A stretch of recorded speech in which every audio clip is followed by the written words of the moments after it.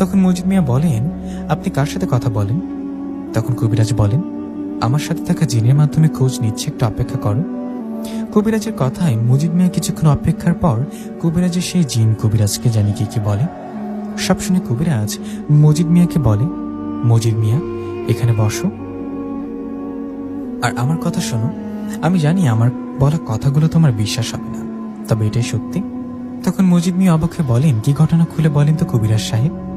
তখন সে বৃদ্ধা কবিরাজ বলেন, মজিদ মিয়া, তুমি যাকে ভালো পরি মনে করছো ও আসলে ভালো পরি নয়।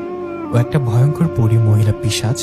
ও আসলে নরখাদক পরি, যার মূল খাদ্য হলো মানুষের মাংস, হোক সেটা মরা মানুষ না জীবিত।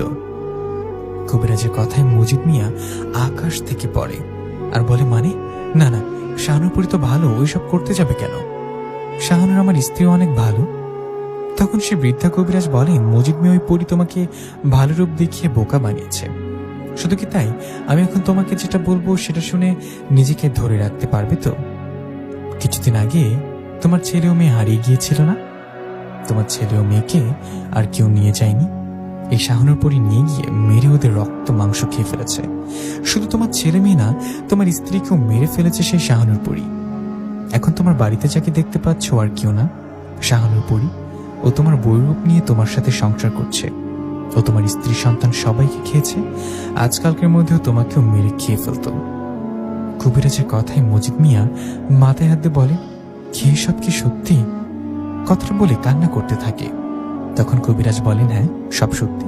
তুমি একটু সময় দাও, আমি ওই শাহানুর পরীকে হাজির করছি এখনই। কথাটা বলে সে কবিরাজ ওখানে সেই শাহানুর পরীকে হাজির করে।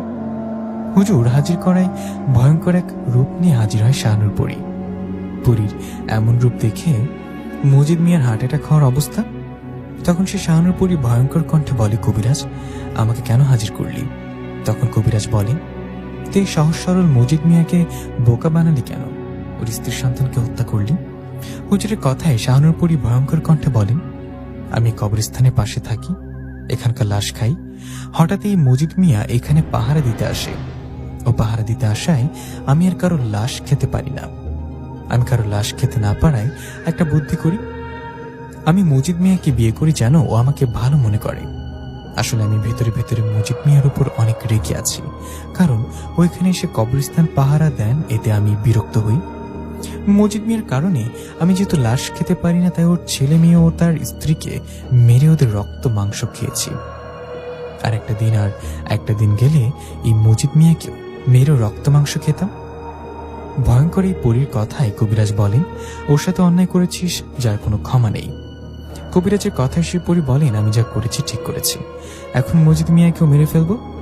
এই বলে সেই পরী মজিদ মিয়ার দিকে এগিয়ে আসতে গেলে কবিরাজের সাথে থাকা জিন পরীকে ধরে ফেলে। তখন পরী আর সে জিন যুদ্ধ শুরু করে। ওদের যুদ্ধের এক পর্যায়ে কবিরাজের জিন ও কবিরাজ মিলে শাহানুর পরীকে বন্দি করে আর মেরে ফেলে। পরীকে মেরে ফেলার পর কবিরাজ মজিদ মিয়াকে সান্ত্বনা দেন আর মজিদ মিয়াকে বাড়ি থেকে এগিয়ে দিয়ে ওনারা চলে যায়। কবিরাজ চলে যাবার পর মজিদ মিয়া বাড়িতে যান। বাড়িতে গিয়ে দেখেন সত্যি ওর বউ বাড়িতে নেই। এর মানে শাহানুর পরী সত্যি পর স্ত্রী ও সন্তানকে মেরে ফেলেছে। স্ত্রী ও সন্তানকে হারিয়ে মজিদ মিয়া অনেক ভেঙে পড়েন আর সে ওই কবরস্থান পাহারা দেওয়ার কাজ ছেড়ে দেন। এই ঘটনার 1 বছর পর মজিদ মিয়া আবারও বিয়ে করেন আর সুখে সংসার করেন।